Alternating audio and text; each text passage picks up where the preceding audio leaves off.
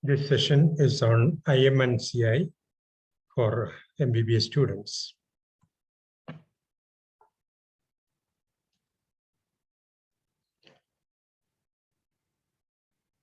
See, what is IMCI? Integrated Management of Childhood Illness. That is a WHO UNICEF initiative to reduce the mortality of under 5 children. IMCI actually is not addressing 1 to 7 day babies, and less emphasis is on there for babies less than 2 months. IMNCI is an Indian adaptation of IMCI. So what is in addition in IMNCI? Neonate is also there, or the newborn is also there. And why is it so? See, when you see this chart, see, majority of deaths are in the newborn period. See, and beyond newborn period, pneumonia is the major killer, followed by diarrhea, and then measles, malaria, etc., and malnutrition. So IMNCI addresses all these things in a very user-friendly way. So IMNCI, as I said, gives equal importance in training for care of under 2 month babies. They are called sick young infant, and 2 months to 5-year-old babies. The management is evidence-based, uniform management is ensured. Use selected most useful clinical signs only, and make a syndromic diagnosis. So it is not a specific diagnosis that we make, it's a syndromic diagnosis.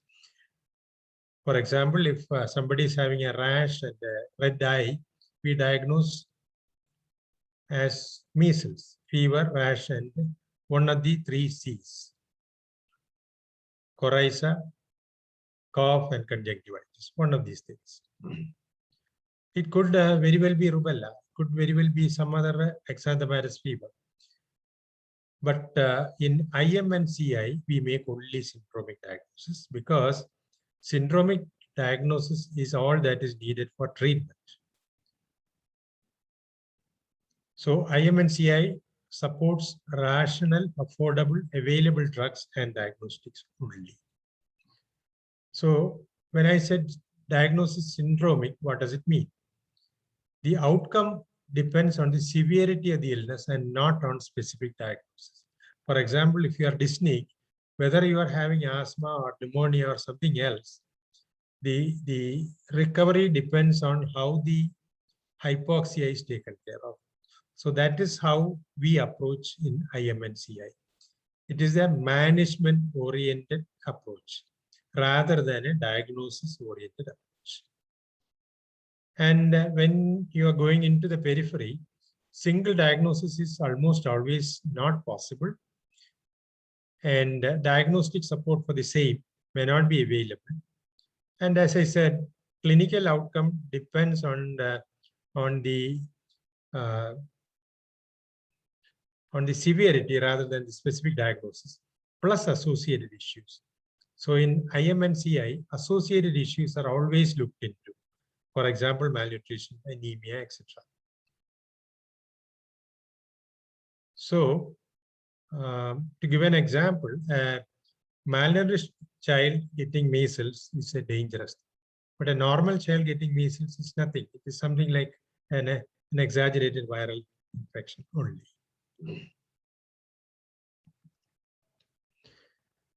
Selected interventions actually require only a limited number of medicines. One antibiotic, usually amoxicillin, an oral anti-malarial, ORS, zinc tablet, paracetamol, and local antibiotic ointment for local application. 3 components of IMNCI strategy include improving the management skills of healthcare providers, so they are trained under this program. Second, the health system itself improves because you need only a limited number of drugs and a limited number of investigations. So you can make it available everywhere. So the health system as such improves. And the third, the management involves the family and the community. So much so, the community and family healthcare practices also improve. So the overall health of the community improves. Now, case management in IMNCI would be to assess, classify, and treat. Assess the child, not really the specific diagnosis, as I said, in the severity of the disease. Second, classify the illness based on assessment. Again, not really the specific diagnosis. Classify it as severe, moderate, mild. And these are color coded. Severe will be pink. The moderate would be yellow. And green will be the one that requires just okay. Now, the third, identify treatment and give that treatment. Counsel the caretaker and provide follow-up care. So integrated case management starts with checking for danger signs. Seizure, lethargy or unconsciousness, inability to drink or breastfeed, vomiting. And then if danger signs are there, then they must be referred promptly after pre-referral treatment if needed. Now, ask the mother 4 main symptoms because these are the 4 commonest illnesses presenting to the primary health facility. Cough or breathing difficulty, diarrhea, fever, or any ear problem. And fifth, any other problem we can ask, but these are the 4 cardinal things that we'll be asking. Also, ask and assess in all the patients nutritional status, whether there is malnutrition or anemia, immunization status, any feeding issues, and any other problems. And now classify and assign the color code so that we can proceed with the management. Integrated management uses charts. Assessment is by history and selected physical examination as mentioned in the chart. So you'll not be wasting a lot of time examining or taking history. You will specifically take the history and physical examination that is mentioned in the chart. Then classify and color code. So the severity is now graded. Third, treat as per color code. And then counsel on the feeding, danger sign, and follow-up care.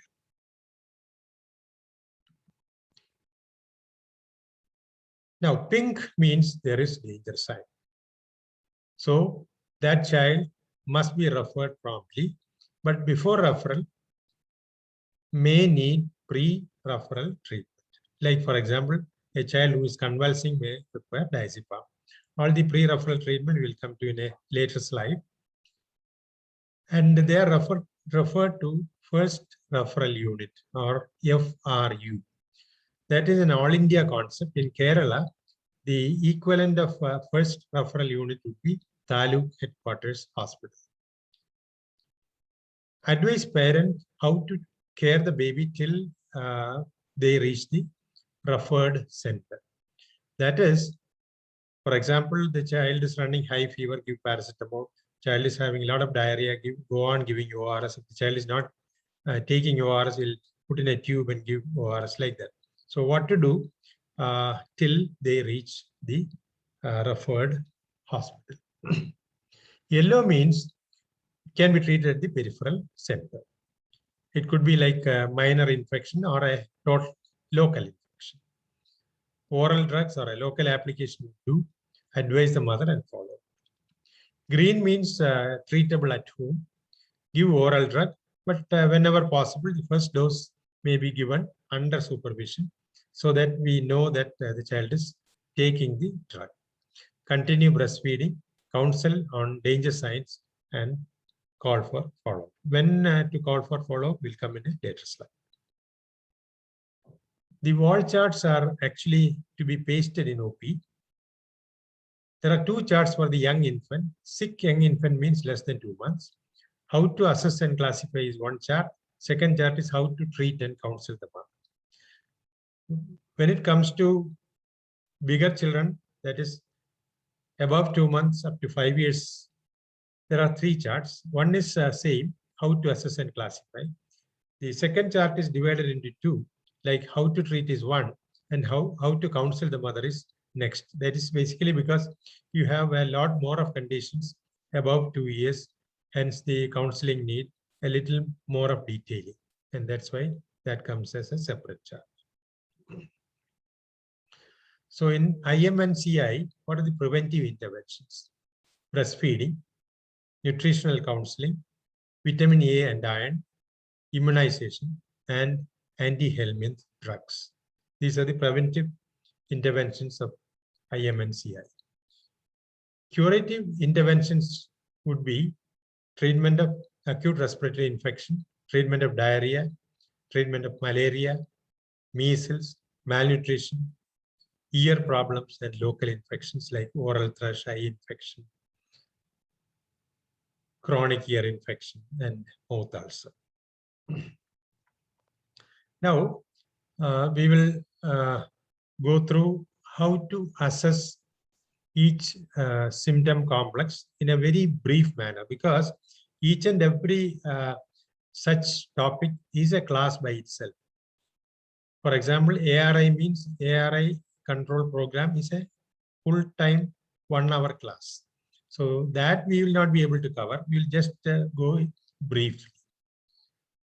How to assess a child with cough and difficulty in breathing. Ask, look, and listen and feel. Ask how long it has been there to know the duration.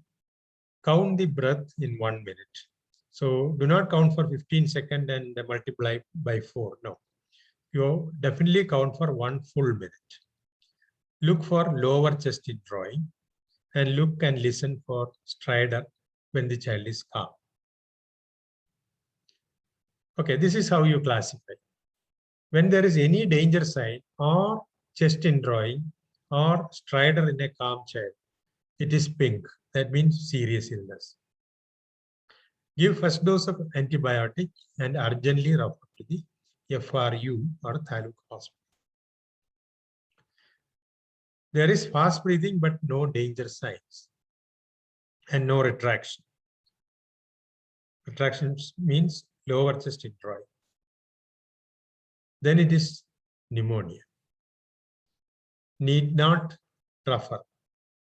They can be given oral antibiotic and treated at home. For cough, some soothing local remedies can be allowed as long as it is not deleterious to the baby. That's what we said. We will involve the family and the community. So family believes those which can be allowed will be allowed. So fast breathing below 2 months means 60. 2 months to 1 year means 50, and above 1 year means 40, and that's what is mentioned here. If there is no fast breathing, then naturally there is no pneumonia. So the cause of fever could be, say, for example, sore throat, which can be relieved by medications that are safe. For example, gargling. Cough lasting more than 14 days may need investigation. So that is not a reason for urgent referral. That is a reason for optional referral later. For example, investigation for tuberculosis. Now, how will we assess and classify diarrhea? Ask how long, because anything more than 14 days makes it persistent diarrhea, and the management is different. Is there blood in stool, which makes it acute invasive diarrhea? Again, management is different from acute diarrheal disease. Look and feel. Look at the general condition. whether the child is lethargic or unconscious, restless and unusually irritable.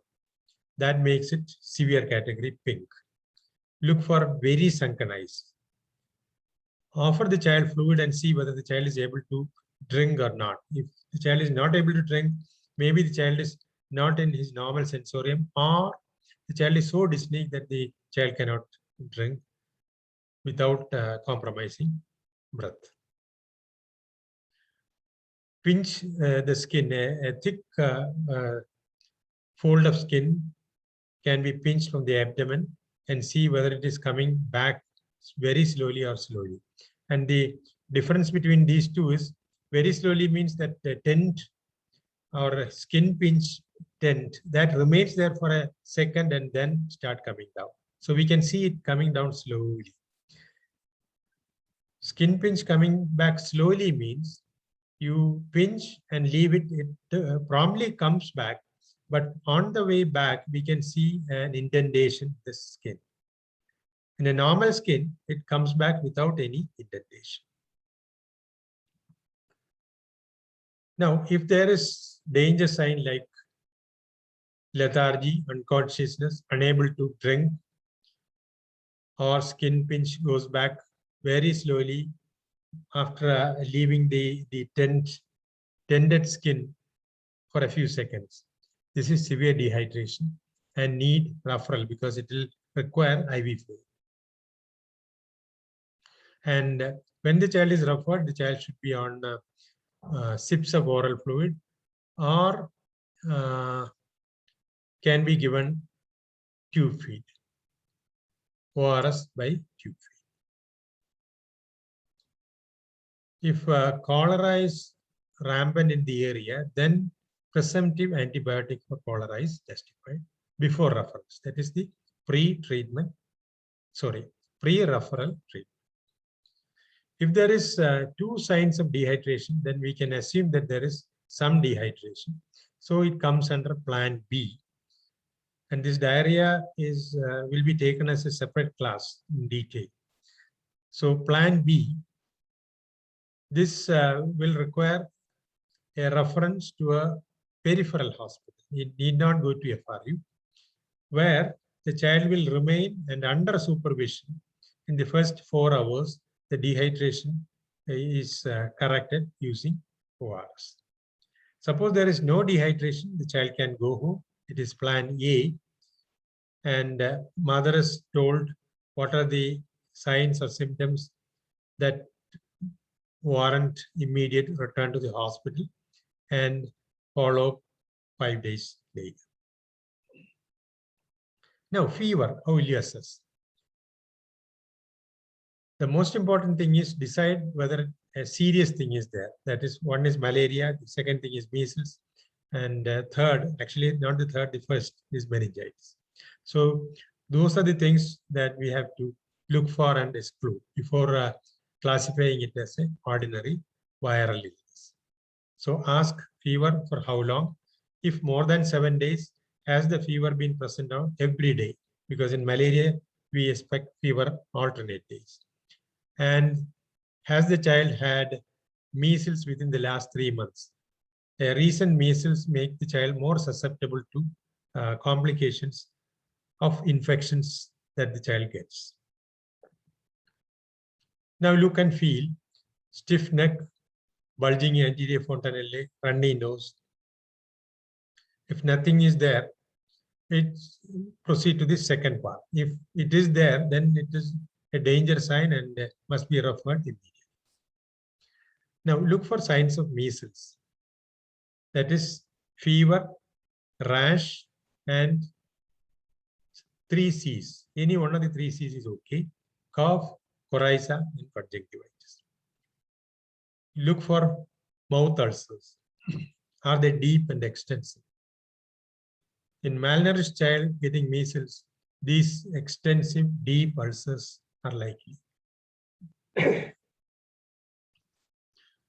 Look for pus in the eye and look for clouding of cornea, because vitamin A deficient child getting measles can have corneal clouding and he can actually become blind. So in an area of low risk malaria, very severe illness must be referred, whether it is a low risk area or the high risk area, very severe illness must be referred. And what is very severe illness? Danger signs, which we have already discussed, like convulsions, vomiting, and things of that sort, and stiff neck and bulging water. That is very severe febrile disease that need to be referred. And before referral, pre-referral treatment can be 1 dose of anti-malarial drug, which is not given in Kerala because malaria is so very uncommon here. First dose of appropriate antibiotic, then appropriate measures to prevent hypoglycemia, like continued feeding. If the child is not feeding, to feed. 1 dose of paracetamol and sent to higher hospital, that is Taluk Headquarters Hospital, the so-called first referral unit. If malaria is positive, proceed as per malaria management in national program, that we will not discuss here because that is yet another class. Suppose meningitis negative, malaria negative, and measles negative. Then it is a virus fever, undifferentiated virus. 1 dose of paracetamol and then send home. Give appropriate treatment for any other cause of fever if detected. Advise mother when to return immediately. That is danger signs we tell them. Follow up 48 hours later. And if fever persists every day for more than 7 days, then that is one indication for referral for reassessment to higher center. Because short febrile illness is supposed to last not more than 7 days. So anything that is more than 7 days is requiring further assessment. Now, suppose it is measles, there is rash in this child with fever. Then look for general danger sign or clouding of cornea or deep extensive mouth ulcers or other complications of measles like severe pneumonia, diarrhea with dehydration, severe malnutrition, etc. If it is there, then it is pink. Give vitamin A, give first dose of antibiotic. If corneal clouding is there, apply antibiotic ointment and refer urgently. A measles with eye or mouth complication only, but not danger signs, not pneumonia, not severe malnutrition, that child is yellow. Give vitamin A, and if there is pus in the eye, treat with local antibiotic. And if mouth ulcers, treat with gentian violet, and then follow up after 2 days. If measles is there or there is a history of measles in the past 3 months, give a dose of vitamin A, provided the child is not already given vitamin A, and then follow as and when necessary. Now, assess and classify ear problem. How will you do? Ask, is there ear pain? Is there ear discharge? If so, how long? Because anything more than 2 weeks means it has become a chronic otitis. So possibly may not require systemic antibiotics. So that is why that duration is important. Now look and feel. Look for the pus in the ear and feel for tenderness or swelling behind the ear, which is indicative of mastoiditis. And tenderness or swelling behind the ear is severe illness, so that is pink, because that is likely to spread into your brain. So meningitis can occur. Hence, give the first dose of antibiotic and rough. Give the first dose of paracetamol for fever and pain. Suppose pus is seen draining the ear and the duration is less than 14 days, it is acute otitis media. So you need antibiotic at least for 5 days, if not more. Give paracetamol for pain and fever.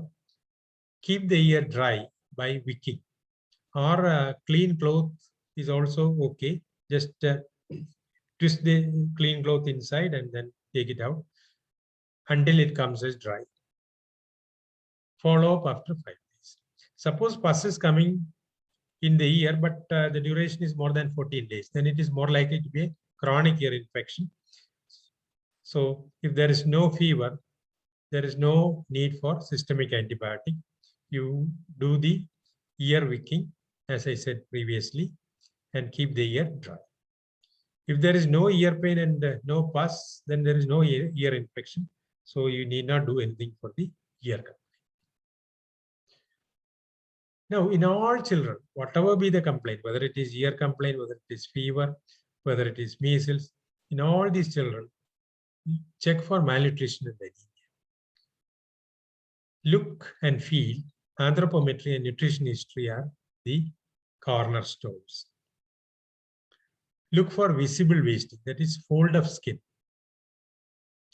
like an old man's skin. Look for edema at the dorsum of both feet. Determine weight for age. Use the appropriate chart. And look for palmar or pallor, plantar pallor.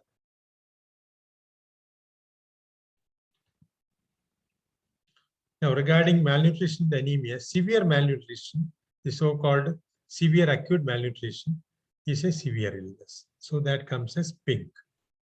So what is severe acute malnutrition? Again, severe acute malnutrition is another class. So that will be taken separately. Visible severe wasting, severe palmar pallor, and edema of both dorsum of feet. That is severe acute malnutrition and need urgent referral. So pre-referral treatment will be vitamin A. If there is some palmar pallor, some anemia, some decrease in weight, but no visible wasting like loose skin fold, no pitting edema, then it is only yellow. So if the anemia is significant, always give iron, but look for the cause of anemia. For example, in a malaria endemic area, it could be a malaria that is coming and going. So give a trial of anti-malarial. And it could be hookworm. So give mebendazole, but nowadays what is provided is albendazole. So give albendazole. If the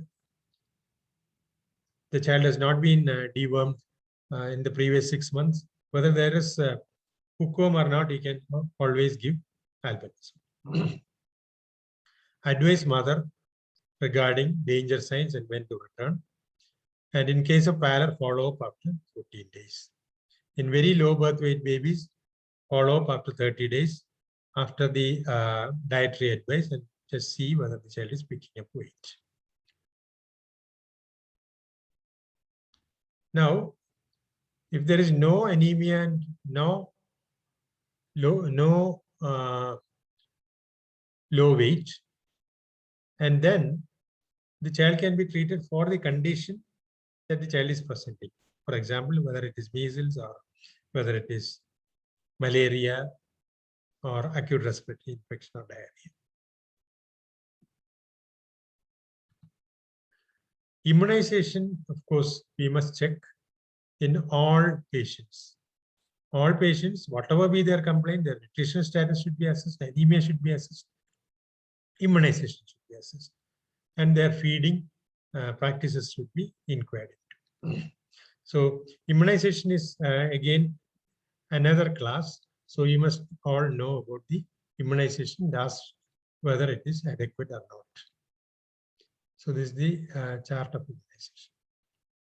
Now, prophylactic vitamin A single dose of vitamin A, 1000 international unit at 9 months, along with measles vaccination. Now it is not measles, MR vaccination. 2 lakh units at the time of visit for the booster vaccination, and 2 lakh units at 24 months, then every 6 months till 5 years of age. Prophylactic iron and folic acid, give 20 milligram of elemental iron plus 100 microgram of folic acid for a total of 100 days. Iron can be given only after the child has recovered from any acute illness, not during acute illness. And this iron tablet actually is recommended after 6 months of age. Up to 6 months, maternal store is more than enough for a child, provided the mother is not anemic. And iron folic acid tablet is given only if IFA tablet is not given for 100 days in this year. And assess for other problems. Although we said 4 cardinal symptoms to ask for, depending on the prevalence of other diseases, we can ask for other, for example, jaundice, Japanese encephalitis, COVID, dengue, lepto, HIV, tuberculosis, and so on. And whatever be the condition the child is coming with, do not forget MAIN, that is main. M is milestones of development. A means anthropometry to assess the growth. I means immunization. And N means nutrition. So these should be assessed in all children for whatever complaint they are coming. Treat a sick child with oral drugs at home. That option is there, for example, in pneumonia without danger signs, without retraction. That is pneumonia with just fast breathing. Amoxicillin at home. Dysentery, the program recommends ciprofloxacin, but most of the centers in Kerala give cefixime. So the duration is 3 days, more than enough. In cholera,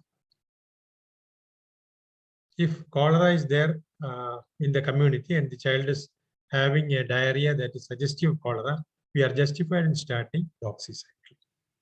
For dehydration, give ORS. These are all the drugs given at home. And malaria, as per a national program, we must treat. But again, the drug can be given at home. And anemia, iron and folic acid, again given at home. Cough and cold, the common, socially acceptable home remedies can be allowed. Local infection, for example, gentian violet for oral thrush, antibiotic eye ointment, antibiotic skin ointment, etc.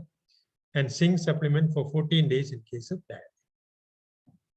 And what do you mean by counseling the mother? Advise to continue feeding and increase fluid during illness. Teach how to give oral drugs or treat local infection. So that is why the first dose the mother can give in presence of healthcare provider, so that we can teach them how to give the oral drug. Counsel to solve feeding problems and advise when to return. For example, any child not able to drink or breastfeed, which means either the child is becoming drowsy or the child is so breathless that it cannot drink. Or any child who is becoming sicker than initial or develops fever, which was not there initially. Or a child with cough and cold develop fast breathing or difficult breathing. Or child with diarrhea has blood in stool or drinking poorly or becomes drowsy. So these are some of the danger signs advised to the.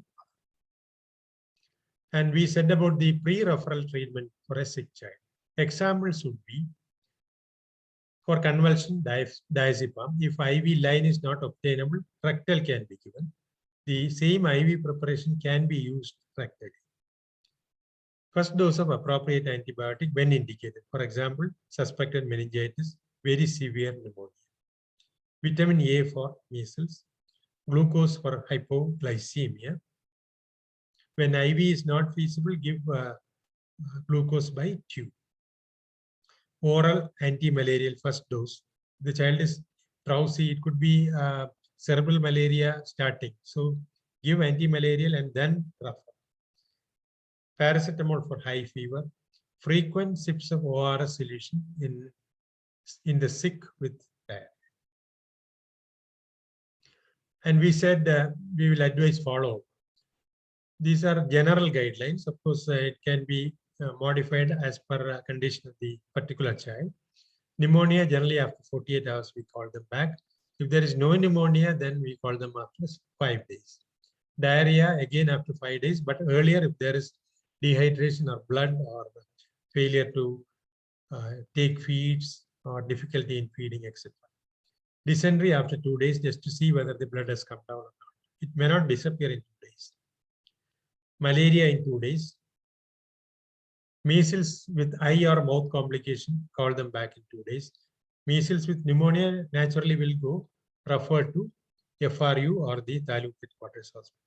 Measles with only eye or mouth complications can go home, but will have to come back in 2 days. Ear infection after 5 days. Feeding problems after 5 days for an initial followed by 30 days. Anemia, 14 days. Now, this terminology also I'll explain. Facility-based IMNCI. FIMNCI. That is, we are using IMNCI criteria to pick up children who require higher care. So higher facility must be empowered to handle this. So depending on the facility, more training will be given. So medical officer and nurses in FRU will be trained to manage complications. It will be skill-based hands-on training by the master trainers from medical colleges. They will come and train FRU doctors and nurses and make them competent to manage complications of these common illnesses. And master trainers will be pediatricians from medical college. So this training will include facility-based care of sick newborns and children, including management of birth asphyxia, management of neonatal resuscitation, etc. And there is a module on emergency triage assessment and treatment. There is a module on sick young infant, that is below 2 months. Another module on sick child, that is above 2 months. Then I discussed various charts. So those charts will be available as a book. And then there will be a video CD to complement the hands-on. So that's all about IMNCI. Thank you for your time.